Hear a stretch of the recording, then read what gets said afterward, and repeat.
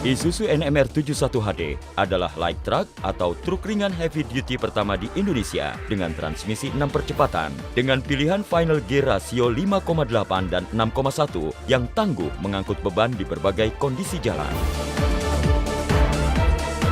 Isuzu NMR 71HD mampu memberikan performa yang baik pada saat menghadapi tanjakan yang tinggi dan berliku.